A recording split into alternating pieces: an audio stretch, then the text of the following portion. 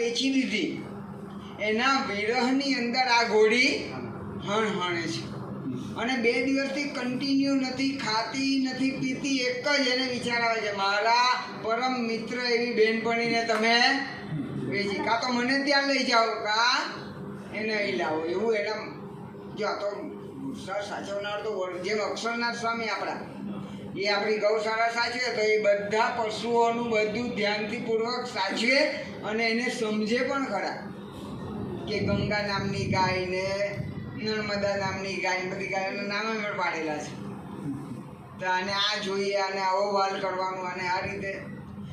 તો ગુણાતીતાનંદ સ્વામી આ સાંભળીને તરત જ પેલા ઘોડસાળવાળા પાસેથી મેસેજ સાંભળ્યો અને આજુબાજુમાં ઉભેલા હરિભક્તોને તરત જ એનો સાર કહ્યો કે સંતો ભક્તો, આ પ્રસંગ ઉપરથી તમને કંઈ સમજ પડી? આ ઘોડીને એની મિત્ર બેનપણી ઘોડીના વિરહને લીધે રહેવાતું નથી, દુઃખ થાય છે. એમ તમને પણ સત્પુરુષની સાથે, પોતાની વાત નથી કરતા, સત્પુરુષ એટલે ગુણાતર, પોતાની સાથે આવો નેહડો લાગ્યો છે, આવો પ્રેમ સ્નેહ સંબંધ જોડાણ થયું છે.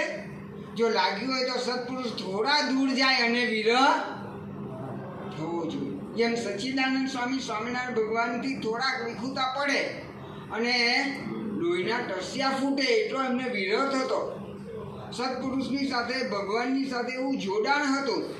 અનેક પ્રકારના જોડાણ હોય છે. કાંઈક ડે હોય 14મી જાન્યુઆરી પતંગનો ઉત્સવ, ઉત્તરાયણ, ત્યારે પતંગ ફાટી જાય તો એને સાંધવા માટે આપણે જૂના બધા છે ને પહેલાના જમાનાની અંદર આપણે શું કરતા ખબર? પેલા ભાતની લઈ લગાડતા. પછી આ બધા નવી પેઢી આવી એ સેલો ટેપ લગાવે કાં તો સ્ટેપલ મારે. આમાં તો નવા જ લઈ આવે.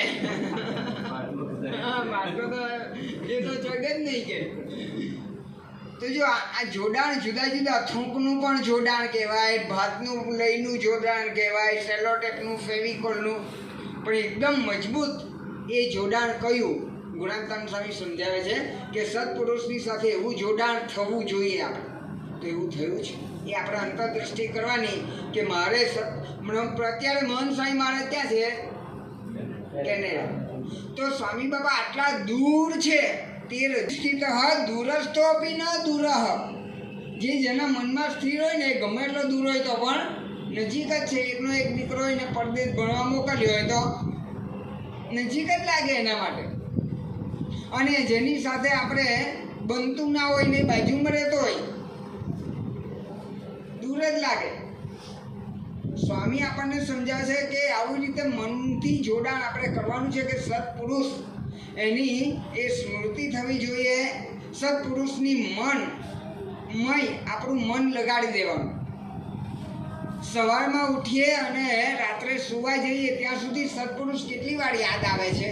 છાતી પર હાથ રાખીને વિચાર કરીએ. જમતી વખતે યાદ આવે, સ્નાન કરતી વખતે મહારાજ નાવ, સ્વામી બાપા નાવ યાદ આવે છે? દેહી કોઈ પણ ક્રિયા કરીએ ત્યારે યાદ આવે કે સ્વામી બાપા અત્યારે